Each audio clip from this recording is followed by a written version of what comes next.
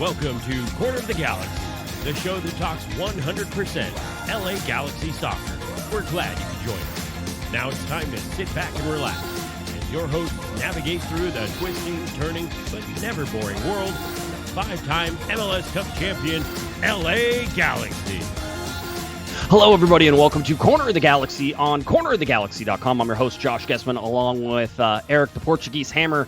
A little bit different show tonight. We were supposed to be talking about a game that happened last night, so we're going to get through as much of yesterday's and today's events as we can, sort of lead you up. We're going to try to tell you if there's going to be a game this weekend. We're going to try to get you updated on some other LA Galaxy news, and hopefully here in just a couple minutes, we're going to be joined by one of our guests as well. So a lot of stuff to get to, not fun stuff, but I think it's worthy of us talking about and certainly getting into. So to help me do that, Eric, the Portuguese Hammer, is here. Hammer, hanging in there, buddy? I'm hanging in there. It has been this week has been one of the longest months of my life, just with school restarting for the kids and then everything going on in our world and in our country. It's just been kind of a crazy time right now. So like you said, there's no soccer was played. We're not recapping games, but that doesn't mean that there's not plenty to talk about. I think there's a lot that happened yesterday, a lot that happened today, if you've been following what's going on around the league. So there's plenty to talk about, and hopefully in anticipation of some more games coming in the future. But yeah, just kind of a weird time to be alive right now. Yeah, I would like to point out that there are lobsters on your shirt, just in case people on the podcast can't see that, which, by the way, yeah. I will say, I don't know if you were aware of this, but when you become a father, they assign you, these printed shirts. You can get lobsters, you can get fish. There's a whole bevy of printed shirts you can go with. Yeah, that's what I heard. All right. Let's get a little bit into the timeline of last night. The LA Galaxy were supposed to host the Seattle Sounders, a team that had flown from Boeing Field down to Los Angeles International Airport the day of the game. All that travel, by the way, happens the day of whenever you're traveling right now. Those are for COVID-19 reasons and restrictions and all that fun stuff. So they did that. They traveled in. They had all that fun. They got to their hotel. And that's where they stayed. From my understanding, they never made it to the field last night. So, the events that we're going to try to sort of lay out for you here happened in sort of rapid succession. It happened throughout the course of an afternoon. And I think people are going to, look back on this and think that there was more time between all these events than actually there was, Eric, because from the Milwaukee Bucks saying that they weren't going to play in their NBA playoff game, all the way until MLS games started not being played, wasn't a tremendous amount of time. Especially not whenever it was official, which was we had heard that the Bucks perhaps were not going to play their game. So that started to sort of lead up and go to things. And eventually we found out the Bucks were not going to go to their game. You think that's fair? Yeah, that's fair. And I believe that tip-off was going to be around 1 o'clock, 1:30 Pacific time. So when you think about the Galaxy kicked off or scheduled to kick off at 8 p.m. So between 1 o'clock, it's basically, a 7-hour window for all of this to go down. And when you look at how quickly the NBA moved in on it, MLB moved in on it, you just kind of saw the writing on the wall on where this was going to go. So not a big window. I think when you look back and you're in it and you're in the middle of it, it's like, is this happening? And you're reading the updates and you're seeing it as it goes down. It feels like it's a long time. Time kind of slows down. But when you really look back, it was really a short window of time that it all conspired. Yeah, it was. It's an interesting thing to look at here, and you know what, we need to have some more help on this, and certainly a good friend of mine is going to come on the show right now. So without much further introduction, you know him from the LA Riots, the LA Riot Squadcast. I should call it the Riot Squadcast. I was changing it up, but Chris Tucker is here to join us as well. So Chris, how you doing, buddy? How's it going, sir? Can you hear me? I don't know if this is working. No, we got you. We got you. Good? Loud and clear. Yeah, loud and clear. No, we're good. This is what live is all about, man. Just throw people in and sort of see how it works. And hey, yeah, that's right. We never know if it's going to work. It's a little bit of a magic act, right? Whenever we bring people on and do stuff. Yeah. So, Eric and I are just sort of getting into the the timeline of last night. And so we were sort of starting with, the Milwaukee Bucks saying that they might not play and how that eventually turned into them not playing, right?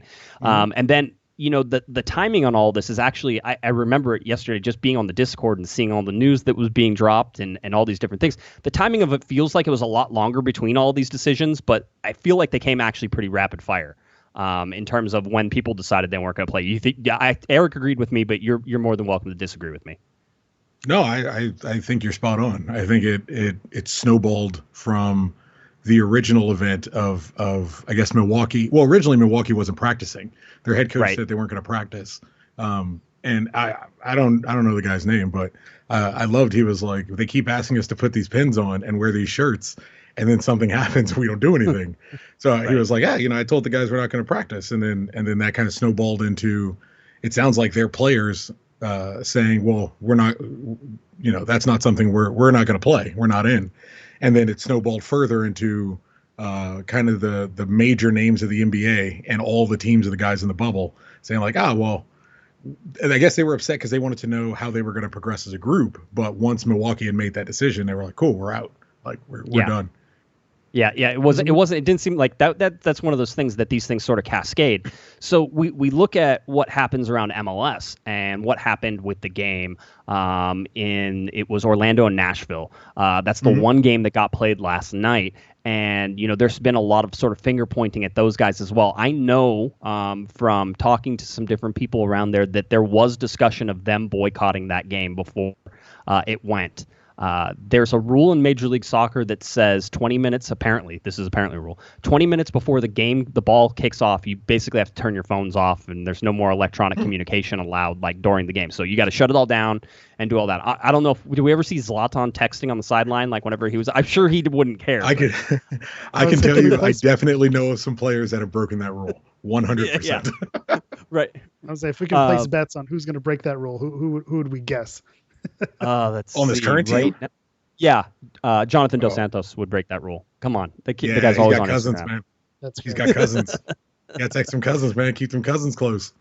So, but no. So that's apparently the rule. So apparently, by the time that they had looked at this, the Nashville Orlando game, by the time that they had gotten it, nobody had really made a decision on anything. And you can criticize and say, well, they should have just made the decision themselves and then, live with the consequences. It's a little harder, I think, for some of these MLS guys to make that decision than maybe some of the NBA guys, but that's also probably not a fair criticism either. What do you think, Chris? No, I mean, what NBA player couldn't retire tomorrow if he wanted? I mean? Yeah. Even the guys on the bench. Like, I think Dax McCarty is cool. Like, Dax McCarty's got some money. He's all right.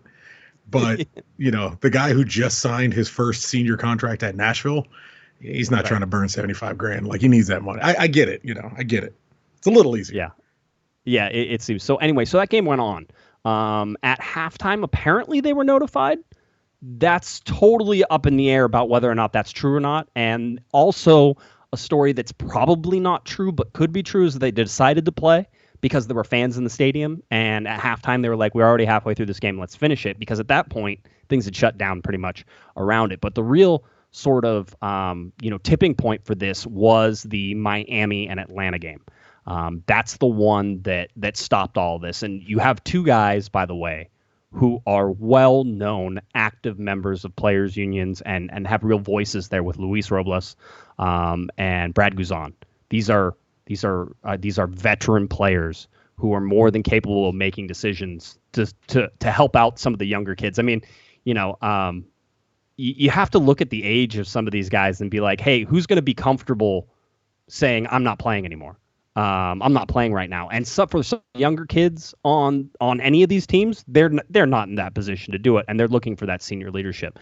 So when those guys stepped up, that shut it down. And apparently they were on the phones in the tunnels of the stadium, like calling other teams and also just kind of doing that. So that's what sort of tipped it off and started shutting things down. Now, let's get to the LA Galaxy and what happened with them, because that's an interesting story and it's a little bit different. And I'm going to tell you, we have large gaps in our understanding of what it is. We think we know, we think we have a good idea, so we're going to give you as much as we can.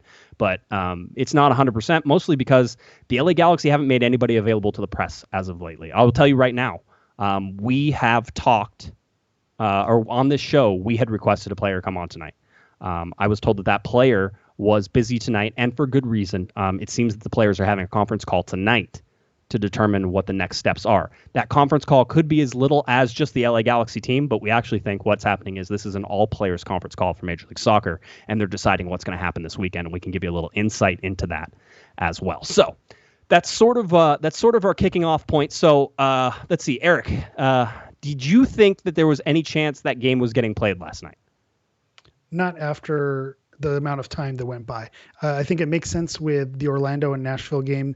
And like Chris pointed out, the players didn't know what the repercussions were going to be. In the NBA, I think that players union is pretty strong, and that's a player-led league. And I think when you look at MLS and just how the negotiation went prior to this season, the power is not really theirs. And so if they weren't going to play, we don't know what kind of repercussions were going to happen, whether it came to pay, whether it came to suspensions. They weren't aware of that. So I think it did take, like you said, the veteran presence of other players around the league to stand up and say something and cancel that game. I think the more time went on and you saw more people speaking out and you saw more people wanting to make the move more in solidarity and with their fellow, athletes. I think Sasha even said it in his statement last night, that it's more with his brothers and sisters in sporthood or sporting. I forget what the exact phrasing was, but basically, to stand in solidarity with those who went and boycott. So I just think the longer the time went on and the fact that the Galaxy played at 8 p.m. Pacific time, I just felt like that game wasn't going to be played just the way all the dominoes were falling. Chris, what did you think? Did you think that game was going to get played? I think I agree with Eric. The way, if you look at the landscape, I think looking at the total landscape of what was going on with the NBA and the rumors you were starting to hear in baseball, and I think the Dodgers had already pulled out the Dodgers-Giants game. The way it was starting to go, I assumed there's no way they can play. Like realistically, there's no way they can play. Given how far we were from the actual, I'm doing my best here.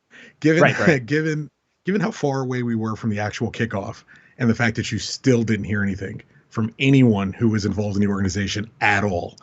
Right. It's easy to say we're considering not playing. It's easy to say we're discussing the prospect of not playing and seeing what that's going to do, or we're gauging the concept of not playing. The fact that you heard nothing, I mean, I always default to, I'm going to assume the worst thing. And I think part of an issue and a problem they have is not understanding the separation between the reality of their situation and the perception of their situation. And for the lay fan who's not covering everything and not absorbing everything, the perception is the thing that's going to explain reality to them. If you guys don't say anything, the assumption is you're logically considering trying to play and trying to figure out how that's going to work, because it would be easy to say that's not what we're doing, or we're considering not doing that. Right. So I don't know. I mean, I honestly, I thought there was, I guess I was 50-50. I would say I was probably 50-50. In a way, I never expected them to play. And in a way, I also wasn't hearing the things that I thought I would be hearing for them not playing. And so I had texted some players well prior to whenever things started to go a little sideways. And I've been like, hey, okay, so what's going on with you guys? Do you know? One of the players told me basically, hey, listen, we're going to head in and we're going to talk about this. We want to go to the stadium. We want to get all together and discuss this. And then, we're going to decide then, which makes 100% sense, by the way.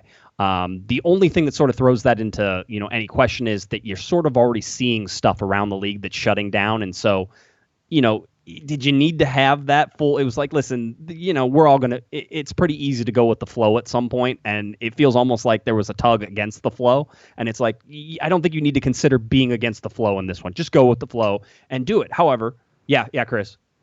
Well, so who are your leaders on the team right now? If you had to, I mean, it's a slight deviation, but if you had to pick out your leaders on in the organization, give me your top three. Okay. Give me your top three off the top of your head. Sasha Kljestan. Are you talking about front office too, or just on the team, players? Just on the field, just on the players. Okay, so Sasha Kljestan is the number one unquestioned leader in that locker room. I don't even think there's anybody close to him. So it's one, and then there's probably others. I think Jonathan Dos Santos, up to a certain point, is a leader in that locker room. I don't know how much, but he is. I think that maybe somebody like Dan Ster is a leader in that locker room. Again, well below where I think Sasha Kljestan is. Sasha Kljestan is the veteran. Everybody bow down. That's the guy who's making decisions for the team right now. Is that you? Sure. Would you say that's fair?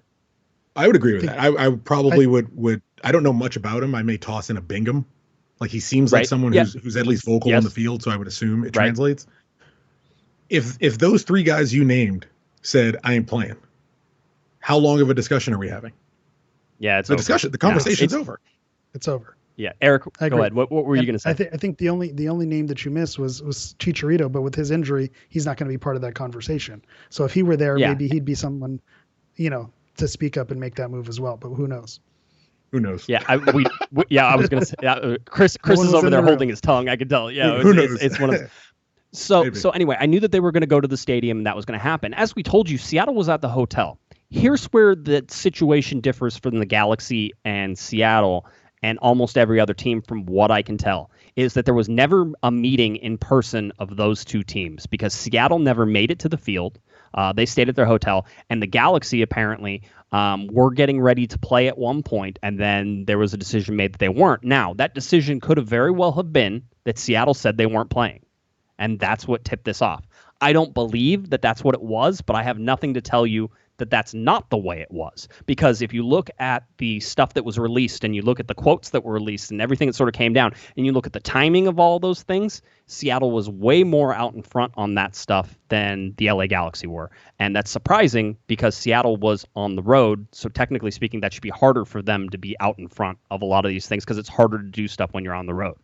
But they were and had made a decision, it looks like, well before the LA Galaxy wanted to or didn't want to do that. So that's sort of where I'm at. I think it comes down to optics too, because we were just talking about leaders. Who are the leaders? Who's speaking out? You saw LeBron come out and say something. You saw the Milwaukee Bucks players come out and say something. Stephen Fry put something out before an official statement was released. So he was making it vocal. The Sounders came out with their statement first before the Galaxy. So optics wise, I mean, it makes perfect sense that Seattle was the one kind of leading the charge to call the game off. Yeah, it makes. There's, by the way, chat room says, hey, listen, there's also a question of, as like we said, the LA Galaxy were still on their way up to the stadium and trying to make that decision as they all got together. And it's easier for Seattle, who has been together all day, traveling on a plane, doing all that stuff. They were already together. Fair. I think it's a fair criticism. I agree on that one. So, hang on. What? They don't have a group chat. They're not in a Discord. They don't have a text group. They should get a Discord is what they need. All these conversations happen in person. It's 2020. I couldn't tell you the last conversation I had in person with an adult who wasn't my wife. I don't. It seems like they could if they wanted to. If they wanted to. I mean, it's no different than when you're a kid and your old man says, "Look, I can tell what you want to do based on the energy you put into it, and I can tell what I make you do based on the energy you put into it." If they wanted to make a call. If they publicly wanted to make a call, that call could happen. In my opinion. You're right that there's no barrier there. I think there's also something there, and I'm willing to at least say that if they wanted to do it in person, and that was the thing, and that's what I was told, that they wanted to do in person, and that's how they chose it, that would be slower than going to, than saying we're all together or doing a phone chat or whatever, whatever. I agree. You're right, Chris. The criticism there is correct. That they could have if they wanted to. If they wanted to do it the other way, this is the problem right now. Can we get to the main problem? Is we have no idea because you can learn car maintenance on YouTube if you want right now. I have. You can learn how to fix your car right now on YouTube. I fixed my sink thanks to a few plumbing YouTube videos, so I can co-sign these. Yeah. You can do the battery on my. You know how like the igniter on your grill doesn't work, right? Mm-hmm. You hit the button and it doesn't go click, click, click. And I was like, well, how do you fix this? Looked it up on YouTube. 10 minutes later, fixed and cooking. Yeah, that's it. All right. They told AJ he was getting traded via a phone call. They couldn't pick up the phone and call each other and figure out where they stood on this. They do that a lot. They could. They absolutely could. If they chose not to, however, I'm not going to pin that. If they said, "Hey, we'll make the decision when we all get together because we all want to discuss it in person, in face," that's in face. That's not a word. That's not a statement. We're officially but then I have another follow-up question. Then once everyone's there, How does it take so long? Like the moment everyone is together, what takes so long? That's the criticism, though. That's the criticism of this whole thing. And let's go over some, there was a statement put out by the LA Galaxy. It was well after most of the other teams had been putting out statements, and I'm sure that they wanted to get it right. They were, another 38 thing. 38 words. They better got it right. It was only 38 words long. So I imagine every word carried a whole lot of weight. Be simple, be quick, right? That was the idea on that. But they put out their statement, and then it takes a much longer. And as a matter of fact, I was texting the LA Galaxy because I was like, hey, I would like to talk to some players. I go, are you guys going to make them available to us? Like, there's a Zoom call set up for this stuff. We could just talk to them. It's been, by the way, press availability has been a lot easier ever since the Zoom call started, and you can just like sit at home and like go on a Zoom call and talk to, Sasha Kljestan. And they didn't make anybody available to that. That was not how they did. Instead, they released the YouTube video that is, I think it's very honest from Sasha Kljestan. I don't want to sit there and say that it's not, because it is. It is weirdly cut. The way that it starts is like Sasha was having, and Chris, you and I talked about this, the way that Sasha was having a conversation, and they was just like, oh, okay, well, no, we're just going to record this. Let's go. It's already in the middle of the conversation. He got hot. He got hot like, halfway through a point and was like, turn it on, I'm going to go. It was like, Sasha, you want to write something? It's like, nah, I got a freestyle right off the top of the dome. Let's go. Or what happened was the person who was recording it forgot to hit the record button, which, by the way, been there, done that. Okay, so I know that. One of my first interviews I ever did with Chris Klein, 10 minutes in, forgot to hit the record button. Yeah. I was like, hey, Chris, I think we had a problem with the microphone. We're just gonna have to start over again if that's okay. Yeah, I don't want to tell him that I was the moron. So that's how it goes. Eric, what were you gonna say, Eric? I was just gonna say, imagine Sasha going into this, emotional speech about social justice, and then saying, you know what, we missed that. Can you go again and just keep that same passion though? You just do it one more time, 1 second take. Bring that same energy. Yeah. It's like it's a movie. Now, same thing. We got to do it 44 more times from different angles. All right. So that's how it goes. Now we did one for you. Now do one for us. There you go. Good warm up. I like it. Here's what Sasha Kljestan said. He says, of support that we have for the black community, which is why I said it's cut weird, because that's the first sentence. I think with all the things that we have shown with Black Lives Matter and kneeling on the field before games, we would be hypocrites if we didn't stand along our other sporting brothers tonight and not playing.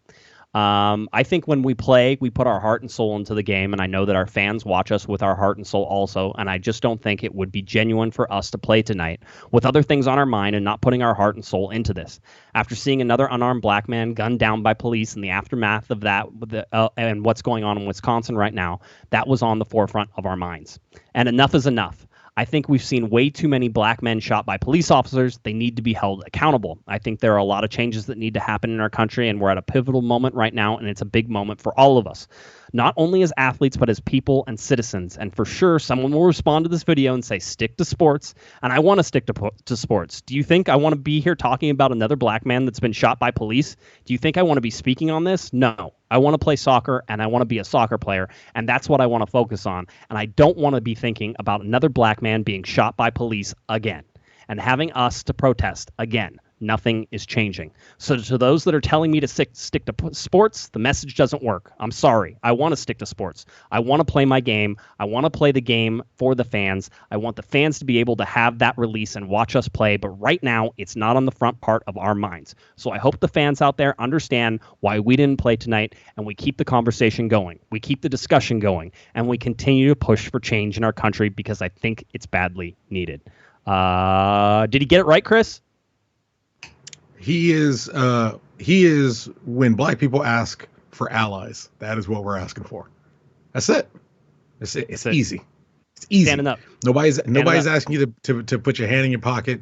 No one's asking you for money. Believe me, we are asking for money, but we're not asking you for money.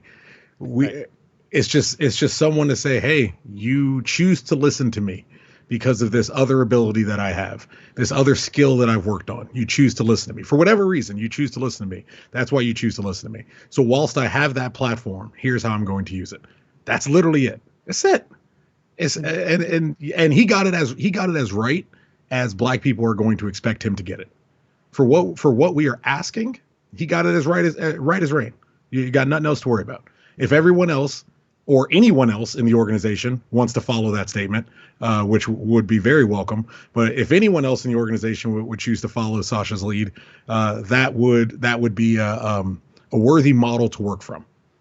I think he got it correct. Go ahead, Gary.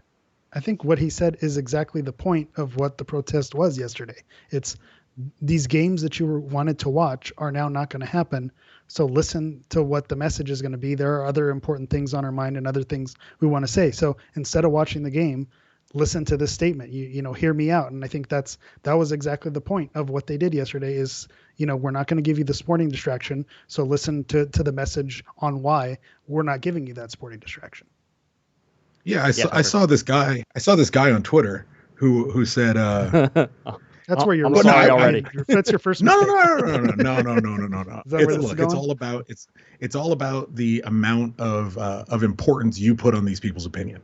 So if you walk into a conversation with a knucklehead, understanding they're a knucklehead, and you get upset, that's on you because you already understand who you're working with.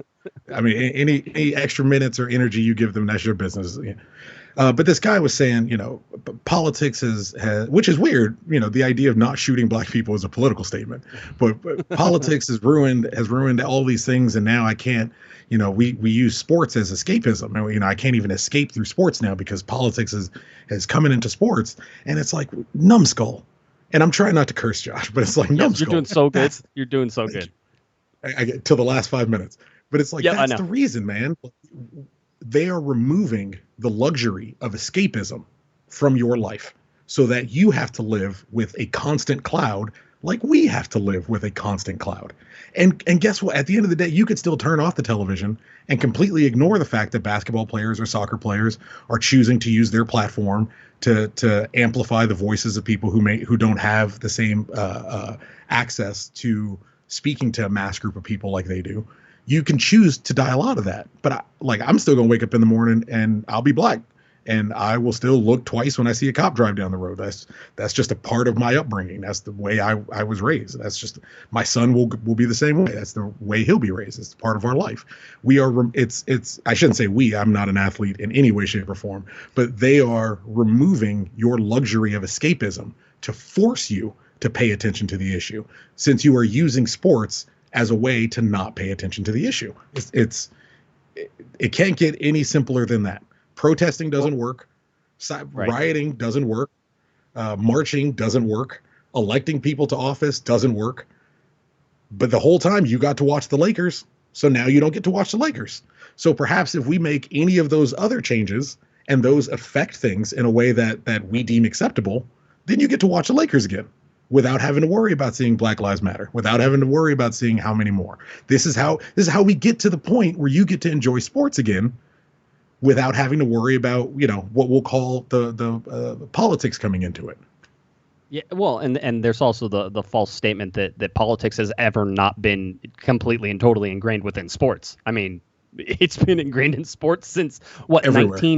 I mean, you can go back to the 1930s, and certainly you look at Hitler during the Olympic Games, right? With Jesse Owens, I think, there at some of these Olympic Games, and you know that was a political statement. Those were politics entering into the Olympic Games, and you know that's the one that jumps out to me. Chris, go ahead. I know you're itching. Well, it's like I'm a global fan of soccer. I like all the leagues. I like the stories. I like the reason people are rivals. I like how these things came about. Do you think Barcelona and Real Madrid don't like each other because they've been competing for the title for decades?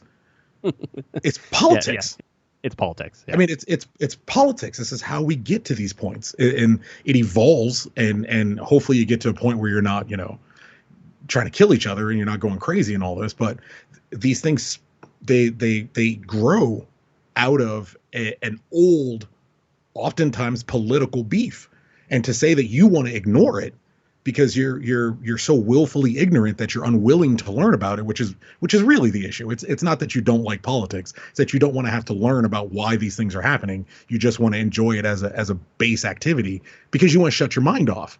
But it's like the player is at work, and then when he leaves work, his mind has to shut back on to the reality of his situation and the reality of the situation of his people. Like and of their people, I should say, because it's the WNBA struck as well, and that's gone pretty unnoticed. Right. Which they've got just like Major League Soccer, they got way more to lose than the NBA does striking. Yeah.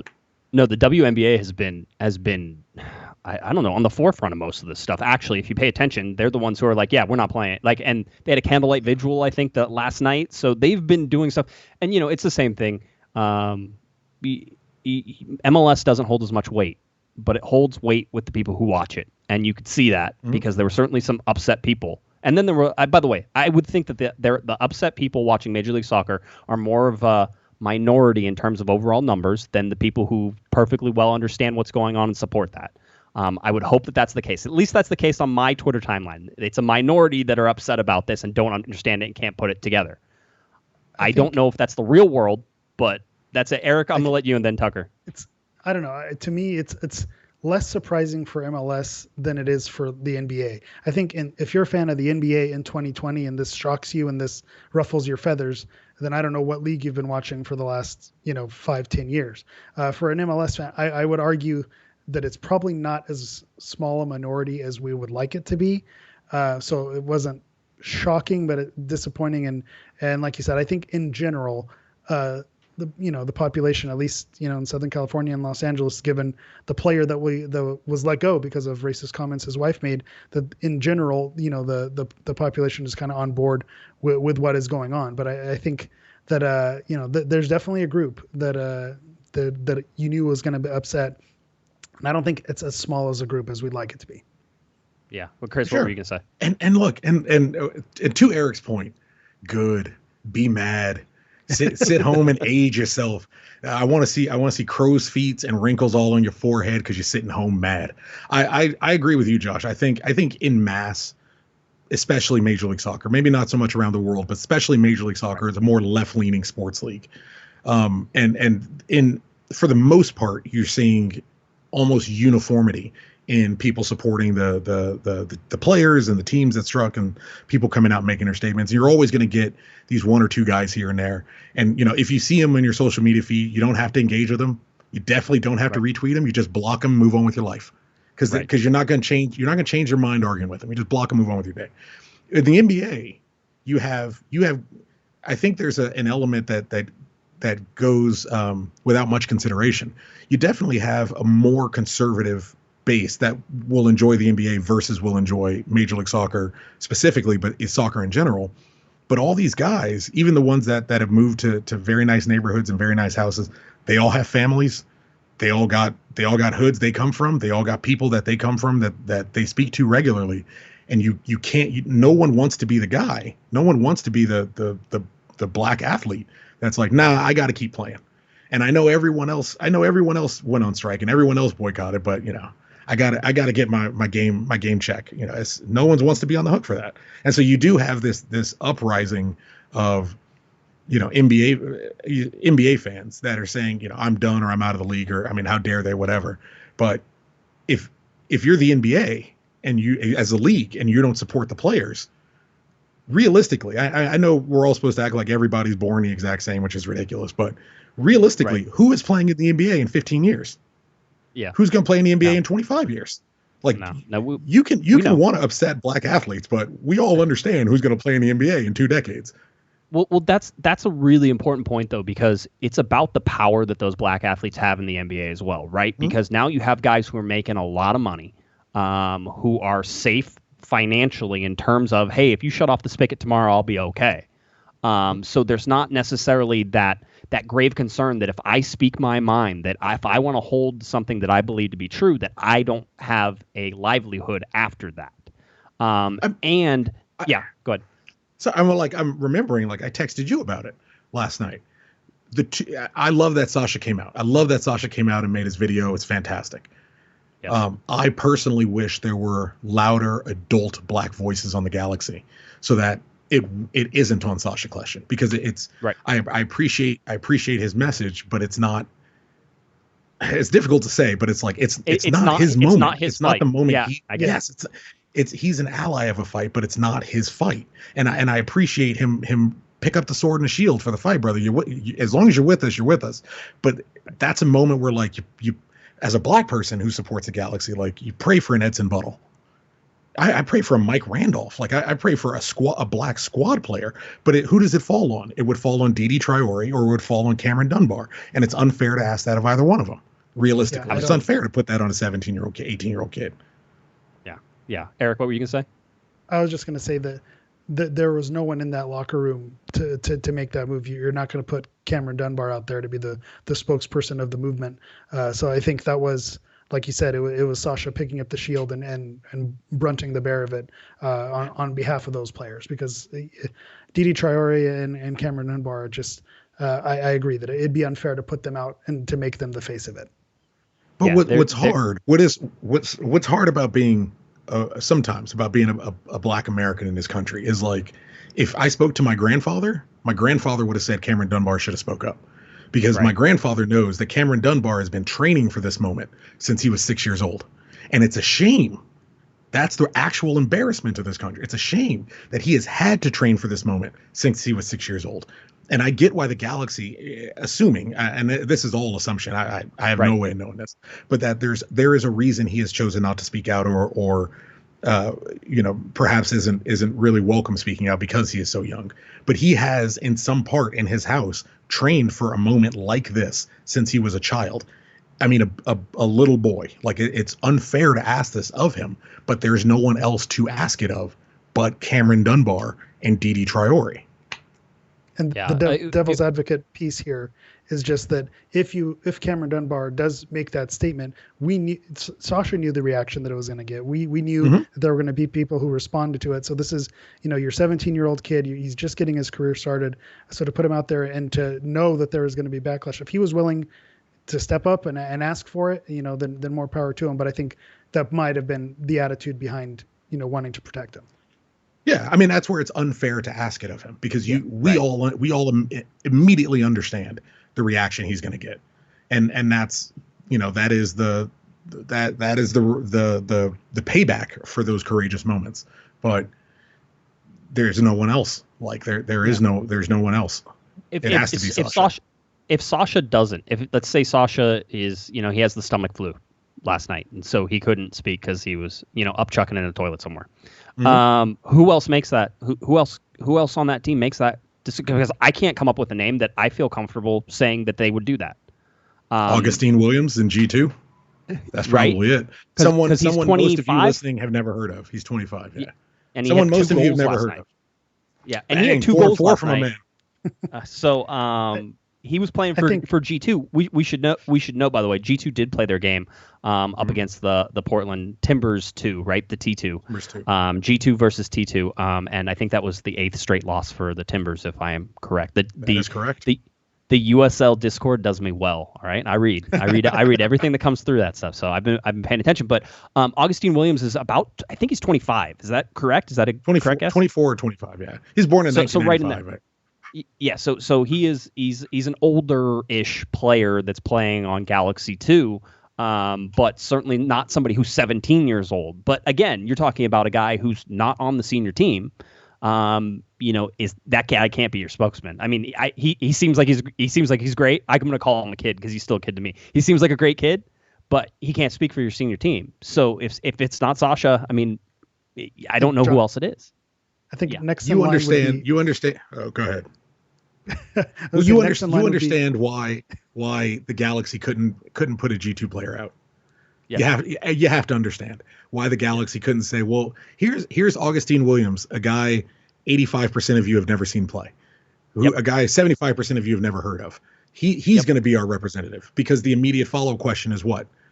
Who is he, and why is he your representative? Why is there no one else who can speak except for him?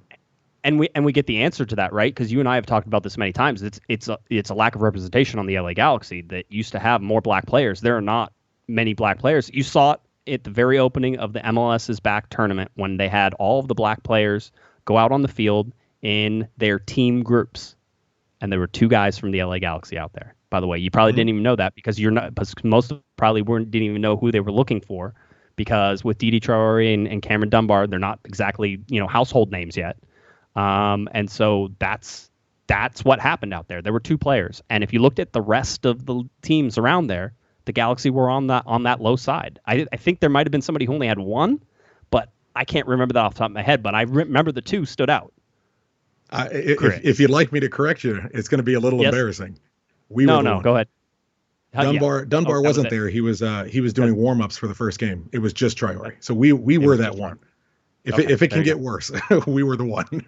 Okay, there it goes. So even better. But no, you remember. I mean, that says something too. I remember. Oh yeah, I remember. You're damn right. I remember. I know you remember. I remember having this conversation.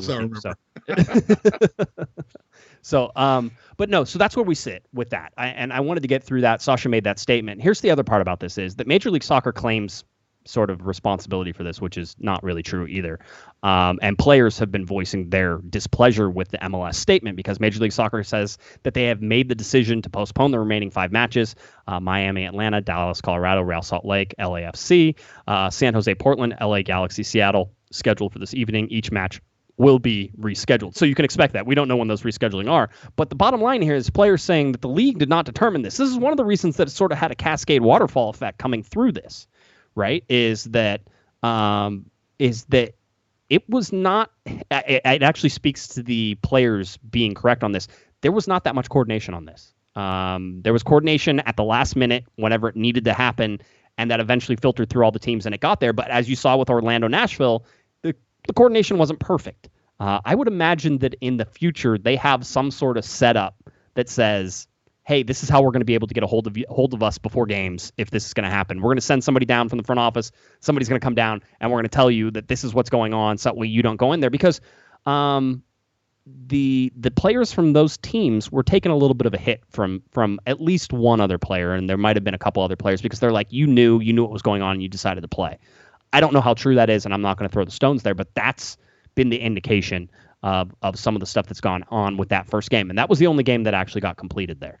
I know the NHL followed up this today and didn't play games. I know the NBA is not planning on restarting it possibly until the weekend. That was the report that was out there today.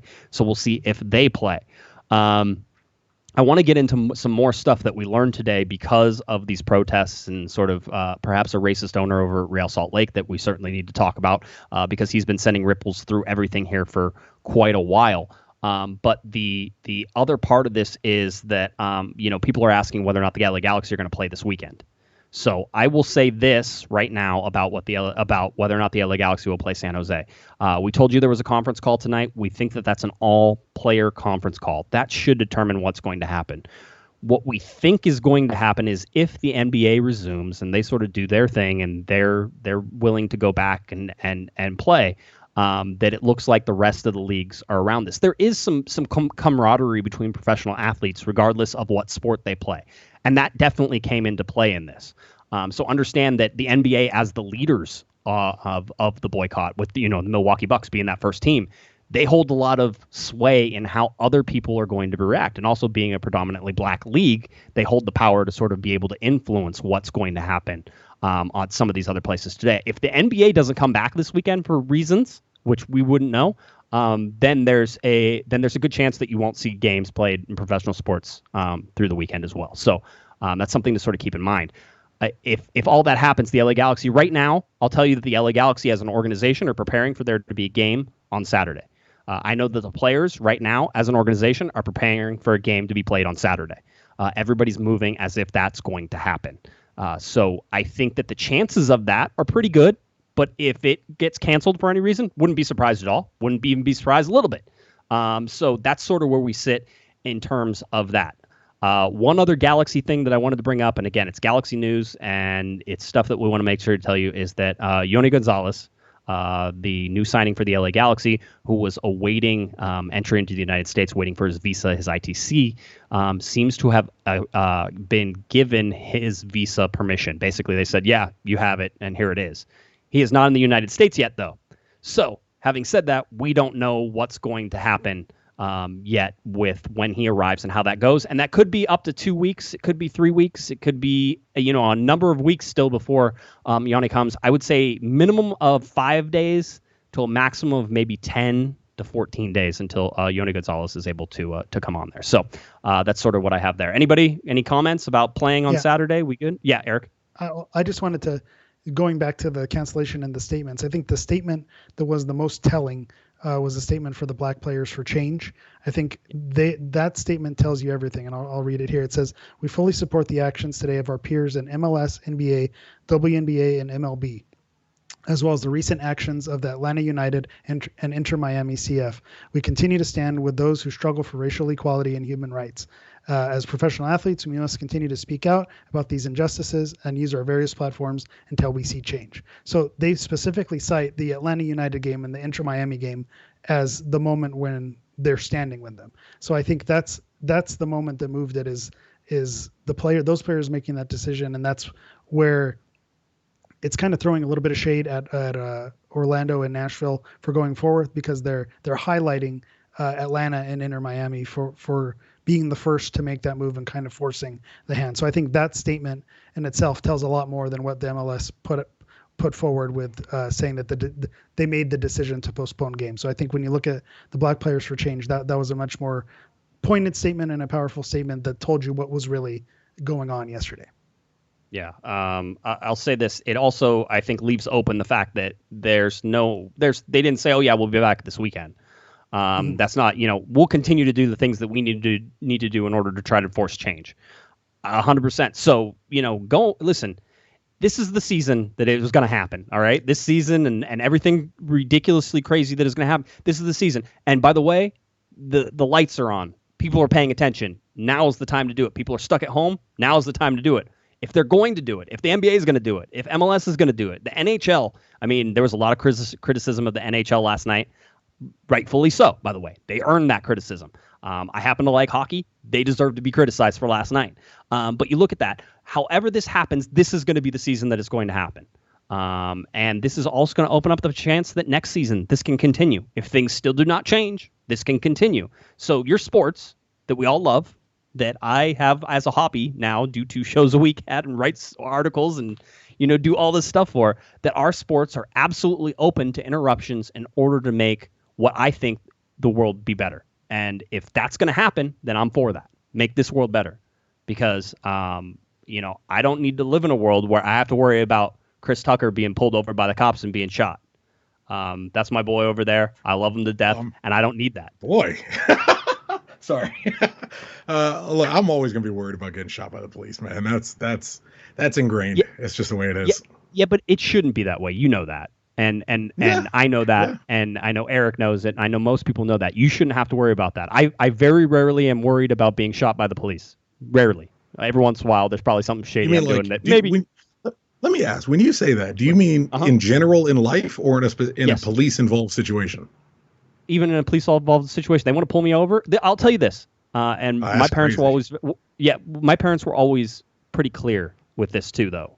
Is they're like, if you get pulled over, don't be stupid, don't be an idiot, be as respectful as you can be.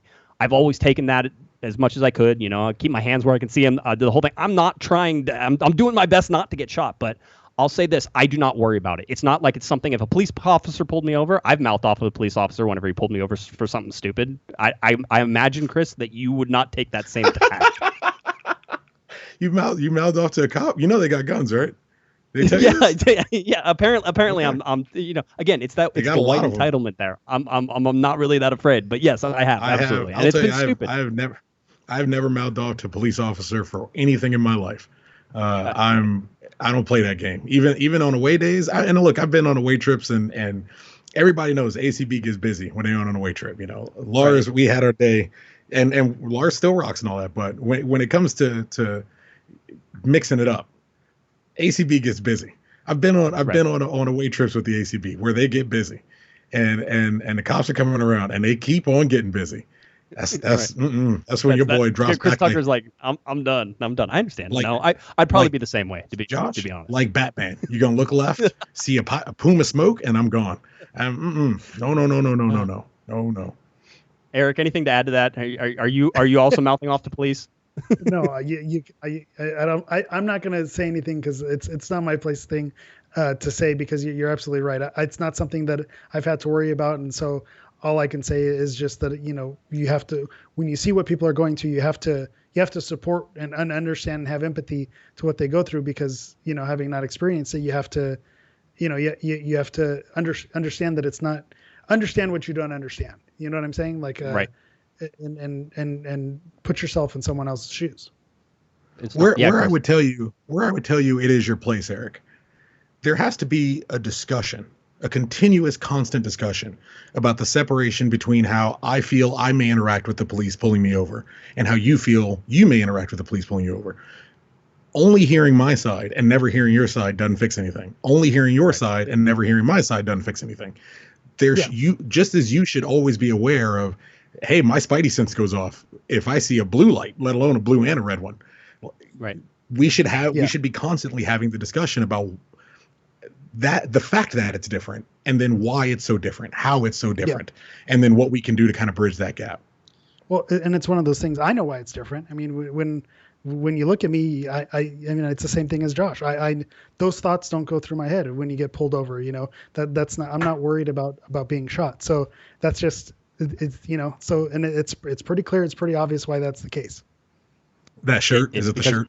It's the shirt. Usually the shirts. I've got a whole bevy of them. Keeps me safe. It's the Portuguese flag on the back of his car. That's what it is. The lobster shirt is bulletproof. That's what it is. All right. Let's get to some more fun because there's only 9 minutes, but Chris is on, so there's only 39 minutes left in this show. Who knows? Who knows? I was gonna say you guys just go. I try to at least. Well, mostly because my wife will kill me if I record for too long. That's really why. I talk to Ed. I talk to Ed once a week, so I got to get it all in on Tuesday. It's all there. I understand. Let's go.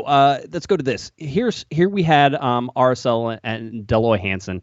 I don't know if you know anything about Dell Loy Hanson. He's a very, very wealthy individual who has done a lot of good for soccer in Utah. And I think that that's a fair statement because he's invested a lot of money in it. I don't know that he's a great individual. In fact, I think he's probably a pretty crappy individual.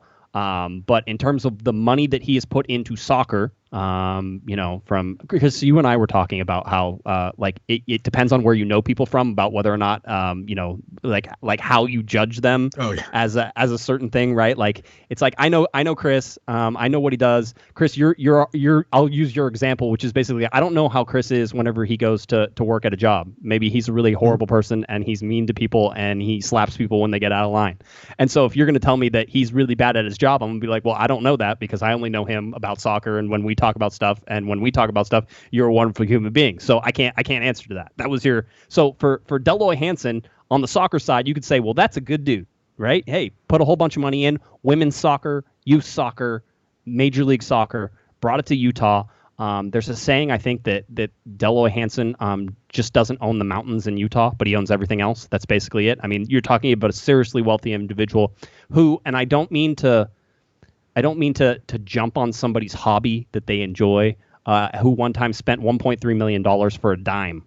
All right, a dime, as in a dime, a coin, a dime, $1.3 million. Somebody said it must have been a really special dime. I said it was the specialist dime because I don't know anybody else who would spend $1.3 million on a dime. Needless to say, the dude's got money. Who wouldn't sell the dime for $1 million? Like, who's asking for the 0.3? Right, it was probably in an auction. There were probably other people, rich guys, who were bidding on the coin, right? That has to be the case. Isn't that insane? That's the only way.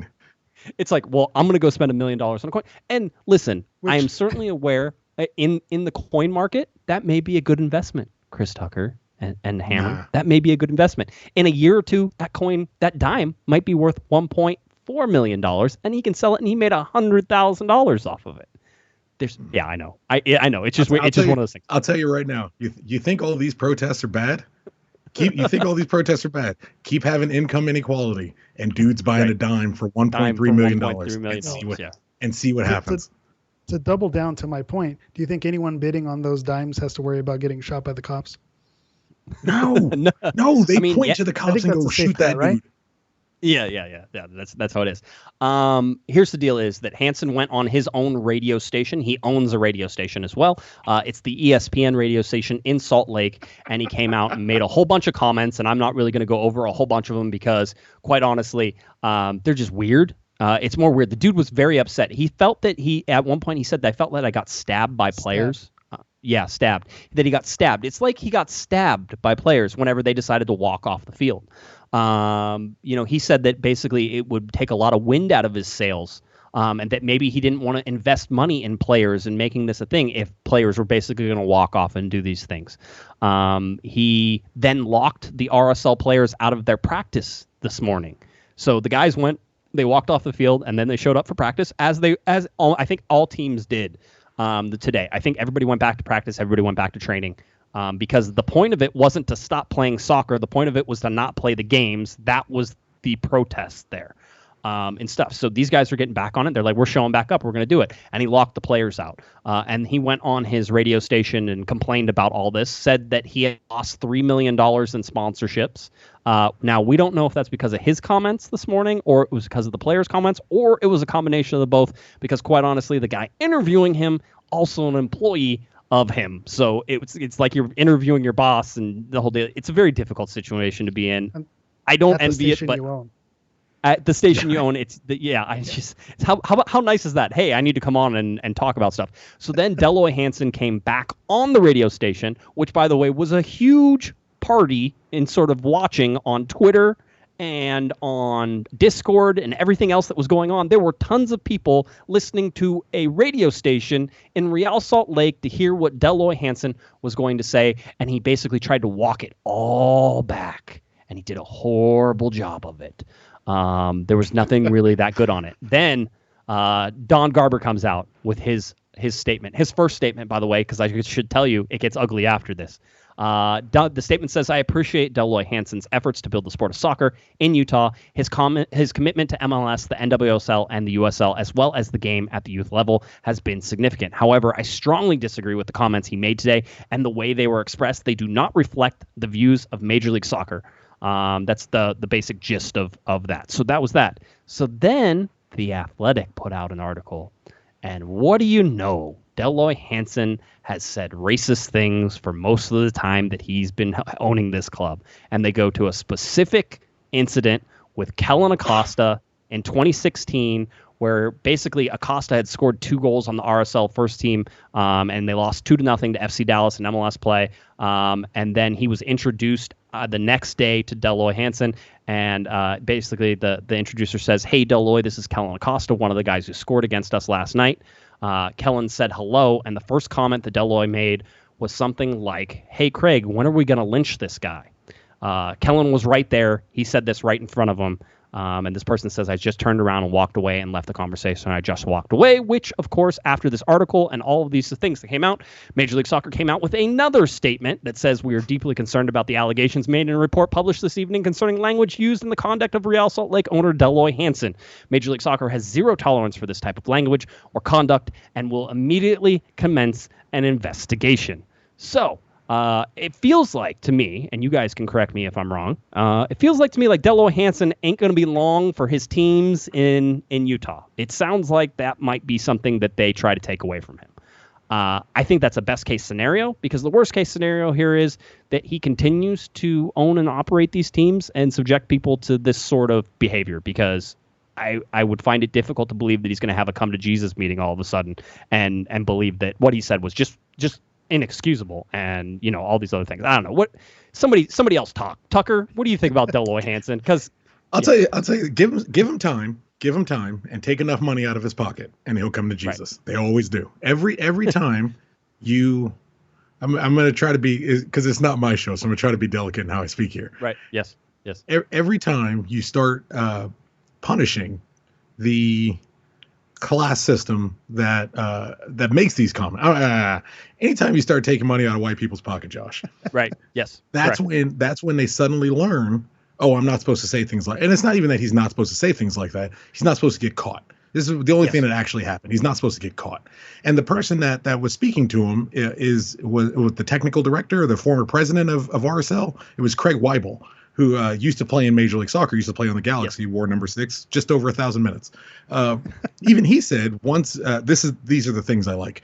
Even he said after he made the comment to Kellyn Acosta, he just turned around and walked away.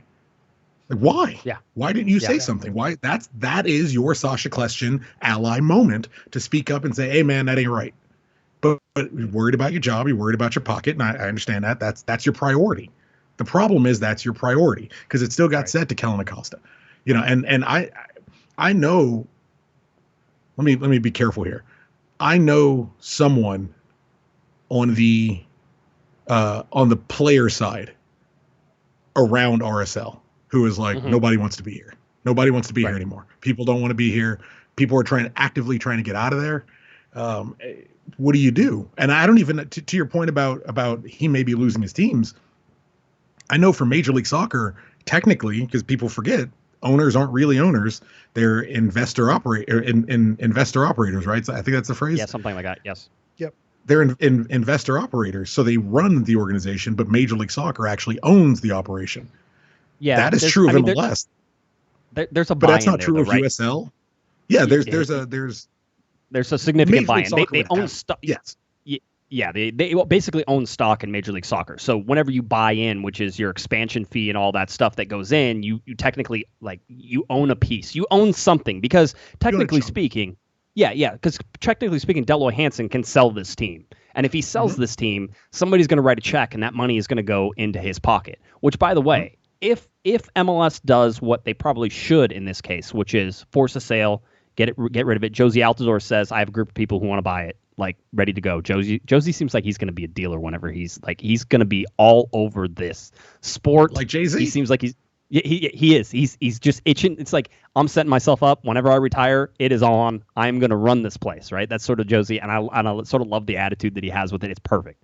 But he says, we have a group of people. We're ready to do this. Let's do it, right? And so if they force it, Dell Loy Hanson is going to get a big fat check that goes into his pocket.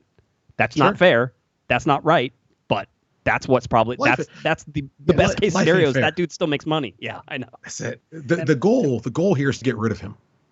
Right? Yes. That's what you're shooting for, is getting rid of him. Yep. I don't know how you do that. I get how you do that at the MLS level. I get how you do that with RSL. I don't understand how you do it with the Monarchs. I don't understand how you do it with the Royals, because now we're talking USL, now we're talking NWSL. Major League Soccer runs in its own weird little system, but the rest of these groups don't. Eric, what were you going to say? I was going to say, how do players get cards in games? It's persistent infringement. And it sounds like this is something that he's been infringing, and these things have been happened in 2016. The players know what's going on. They knew exactly who he was. This is someone who at the beginning of the pandemic, it became clear that he was more invested in spending that money on a dime than keeping his staff on and making sure that his employees were paid. So for all, it seems like this is a dude who, this was not a secret on who he was. And so what happened yesterday, there was a protest for change because of the way the systemic racism that is in our country. And he seems like he is part of that problem. And I think you want change. Does this story come out if the protest doesn't happen yesterday? Because then he doesn't go on the radio and he doesn't stick his foot in his mouth this morning. So this is the change that is brought because of protests that happened yesterday. So it's just that persistent infringement. The more, rope you give him, the more he's going to end up hanging himself with it. So it's just a matter of you keep giving these opportunities and he keeps misstepping, then that's what's going to end up getting this club taken away from him. It's just unfortunate, like you said, it's Donald Sterling 2.0, where he's going to walk away a richer man for it, but maybe the league will be better off for it. Yeah, Tucker, to your point, which was, how do you do it in the USL and NWSL? I would imagine that if Dell Loy Hanson is going to be forced to sell his stake sort of in MLS, that he'd want to sell all of the stuff together because it's more valuable that way than it is as pieces, most likely. In some instances, having a large company of some sort and breaking it into pieces makes it more valuable. In this particular case, I think there's more value as a whole because all the facilities and everything that sort of comes as one. So I agree, but are you sure Josie's got the money to buy 3 franchises and to run 3 separate teams? That's where it starts to get dicey. I'm not trying to be rude on any of this stuff, but I mean, whenever you're looking at the NWSL, yeah, whenever that's why he's bringing in Donovan Mitchell from the Jazz. He's Josie broke as hell. Yeah. Whenever you're looking at the NWSL and the USL, I would imagine that in Delroy's land, those are rounding at the end of the number for the Major League Soccer team. The MLS team is the most valuable, then NWSL and probably the USL team. They're probably on pretty even footing actually with USL and NWSL. Maybe NWSL is a little bit more valuable in terms of how things are going. However you do that, it's just sort of like, hey, Do you want a free cookie with your stay at the hotel? Listen, I'm not making money off the cookies, all right? I'm making money off the stay at the hotel, but I'll give you a free cookie if you stay at the hotel, right? It's sort of the sweetener. If he's getting the plaudits for spending all the money and bringing soccer to Salt Lake, or at least floating soccer in Salt Lake, right. Clearly it's an issue finding money to float soccer in Salt Lake. And this is a guy who is willing to float soccer in Salt Lake for 3 different clubs and RSL's, forward-thinking academy that they've been going with and scouting all these different players. Right.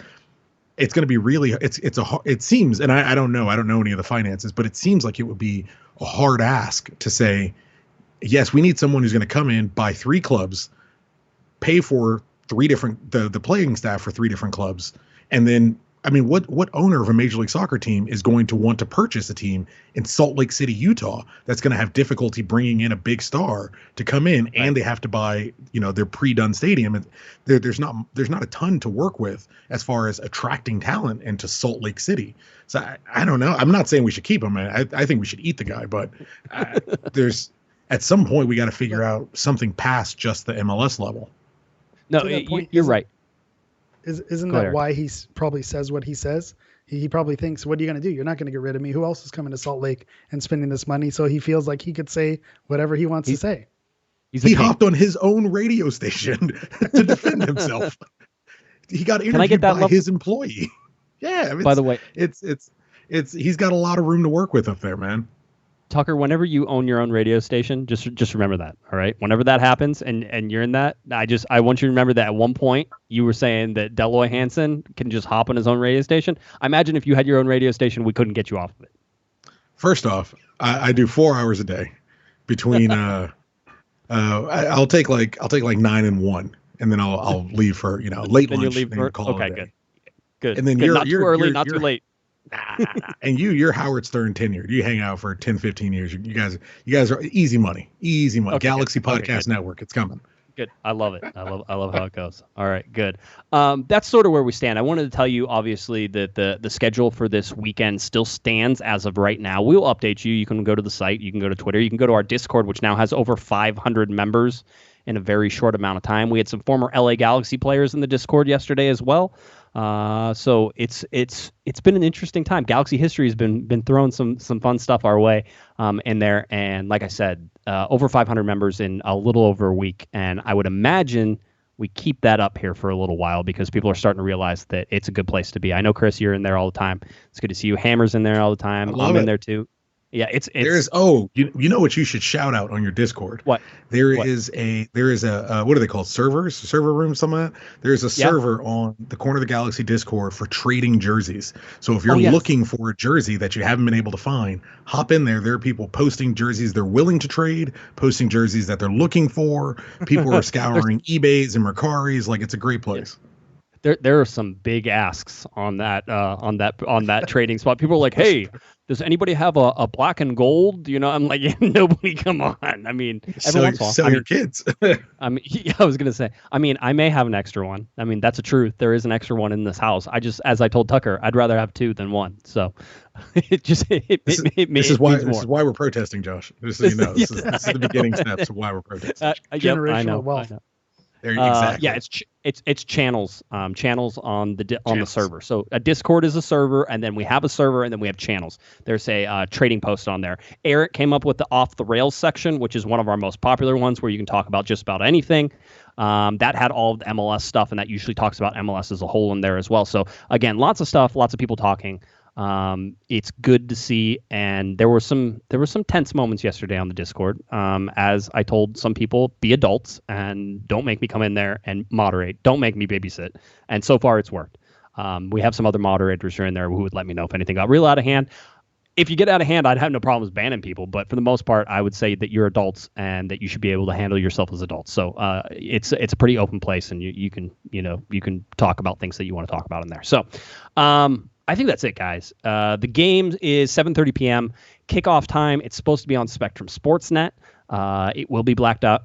Yeah, it'll be blacked out on ESPN Plus. So don't complain about that. It's going to be blacked out. I know it is. I heard a rumor that 16 of the 18 games the Galaxy were supposed to play in these next restarts and everything, that most of those were going to be on Spectrum Sportsnet.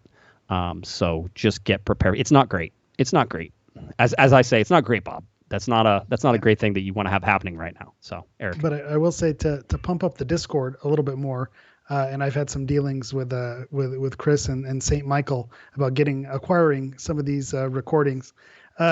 If this goes on Twitter or if something goes public, those things don't see the light of day. But in a Galaxy fan Discord, you might be able to get your hands on some streams or find out where these things happen. Another reason to join the Discord.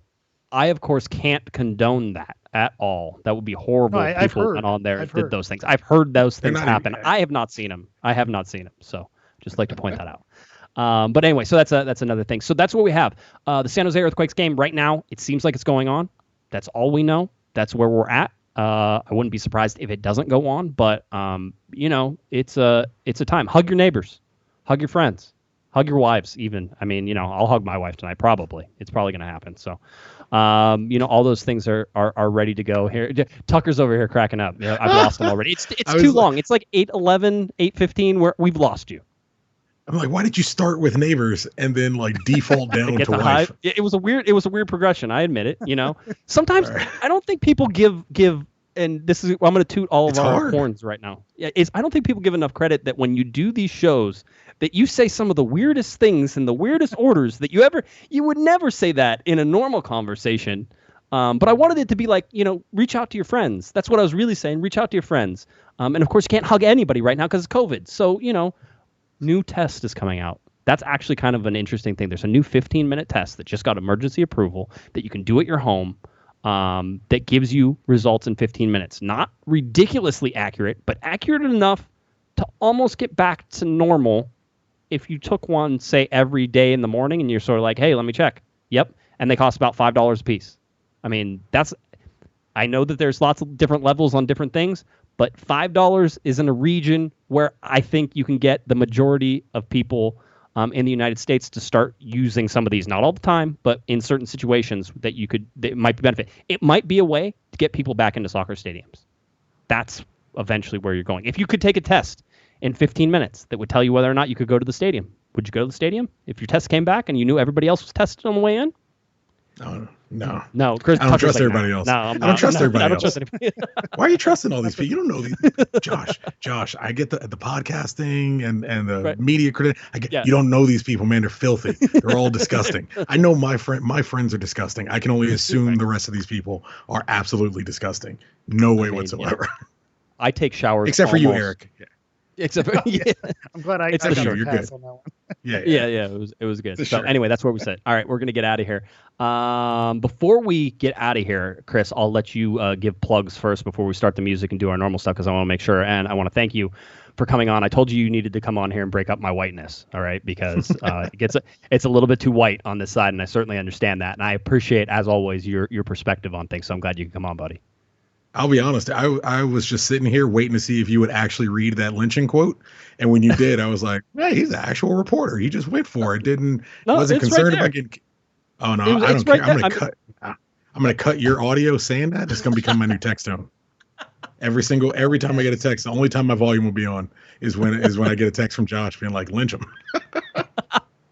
Great. Hey, see, people. Even though things are dark. Even though things are kind of crazy right now and it looks like we're all going to go to war with each other and there's a global pandemic, you can still laugh with your friends. It's still okay to have a good time. It's still okay to smile. Don't worry. It's not, no one's snowflakes. Josh laughed and I laughed and Eric laughed and hopefully you laughed. And even if you didn't, Eric didn't laugh as much. Eric didn't laugh as much as I thought he would. That's what I'm kind of worried about him. Eric's sitting there stone faced.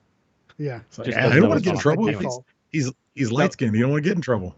Ain't nothing wrong with that. Tell people where they can find you, Chris. Tell them about your podcast, all that fun stuff. We record every Tuesday. It's called the Riot Squadcast. You can find us on Twitter at Riot Squadcast. We have a website that I think still works, is riotsquadcast.com.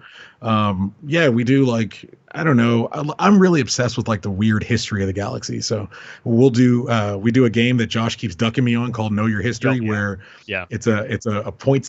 We should play one right now, Josh. I got one. Josh. Eric, we know Eric wants to do one. I don't want to. Here's why I don't want to do one is because I can barely remember who played on the Galaxy last year, and you want me to, every once in a while I can think back. I just don't have the brain space for it. I'm not that smart like that. I can tell you anything you want about like sort of some of this stuff, right? But you're like some magic genius with all these spreadsheets. You're a more spreadsheet geek person than I am, and everybody thinks I'm the spreadsheet geek, like the worst. You're way worse than me. I'll leave you on this one then. Go ahead, sir, please. I said to just give a further plug to your show and to the game. I'm someone who's followed the club since its inception. Feel like I know the club pretty well in and out, and I listen to some of that and I go, I do not have any recollection of that player ever suiting up or knowing what number. So it is pretty incredible the things that you pull out of the hat. Yeah, I charted. Go ahead. Sorry. No, I was gonna say I was gonna ask you to give me something obscure that off the top of your head that's just stupid, because I know there's a stupid obscure thing in your head right now. Ethan Zubak's goal against LAFC is the 50th goal scored by a different forward in Galaxy history. He was the 50th forward to score a goal against LAFC. Did you tell him that? I did. Of course I did. Yes, I figured you did. Okay, just checking. And he was very proud to know it. But yeah, we do like I charted every jersey number in history.